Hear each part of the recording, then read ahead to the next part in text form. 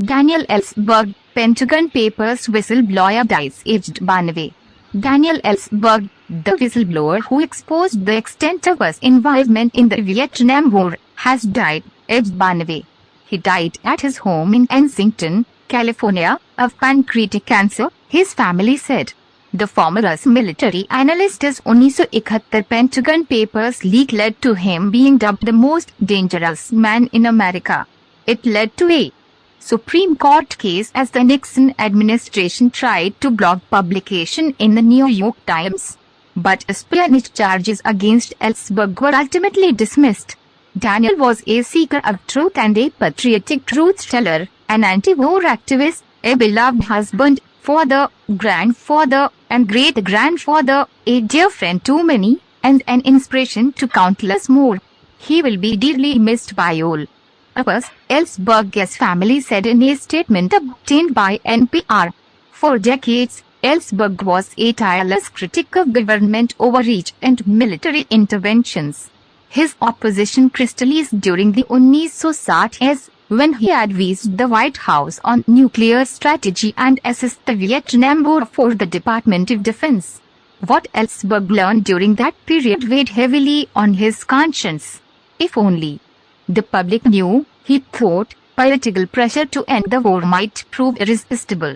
The release of the Pentagon Papers -7,000 government pages that exposed deceptions by multiple US presidents that was a product of that rationale.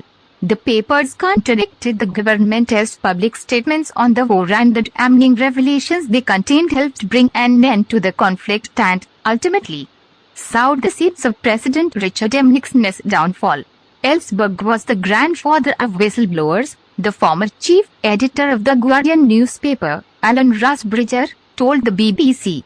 His intervention radically changed the public opinion in the Vietnam War, Rusbridger said on Radio 4's A World Tonight program.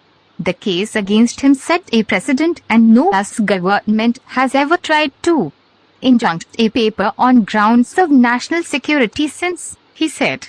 The Pentagon Papers created a First Amendment clash between the Nixon administration and the New York Times, which first published stories based on the papers caused by government officials as an act of espionage that compromised national security. The US Supreme Court ruled in favor of the freedom of the press.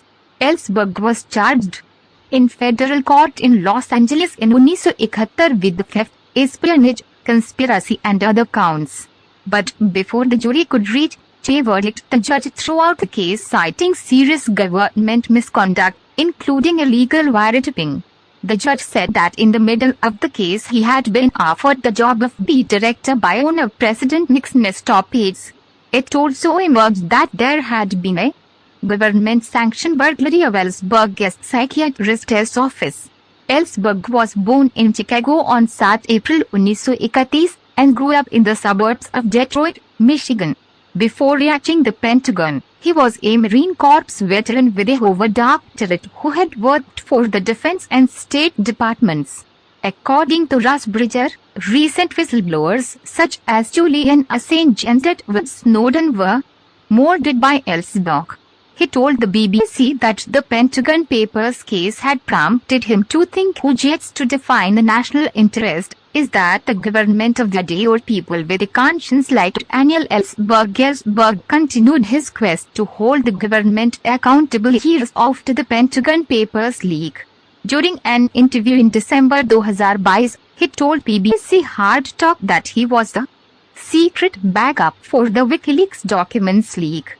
In the WikiLeaks case, Julian Assange's organization published more than 7 lakh confidential documents, videos and diplomatic cables provided by a US Army intelligence analyst in 2010. Ellsberg said he felt Mr. Assange could rely on me to find some way to get the information out. In the wake of a diagnosis of pancreatic cancer in February, in which doctors told Ellsberg he had 3 to 6 months to live, he spent recent months reflecting on the Pentagon Papers and whistleblowing more broadly. In a March 2023 email obtained by the Washington Post, Ellsberg wrote, When I copied the Pentagon Papers in 1969, I had every reason to think I would be spending the rest of my life behind bars. It was a fate I would gladly have accepted if it meant hastening the end of the Vietnam War. Unlikely as that seemed, Politico released an interview with Ellsberg on June, and within it, the publication asked him whether whistleblowing is worth the risk, despite his view that it has not made the government any more honest. When we are facing a pretty ultimate catastrophe, when we are on the edge of blowing up the world over Crimea or Taiwan or Bakhmut, he replied, from the point of view of a civilization and the survival of 8 or 9 billion people, when everything is at stake, can it be worth even a small chance of having a small effect, he said. The answer is, of course. You can even say it's obligatory. Thank you for watching my video. For more videos, stay connected and must subscribe my channel.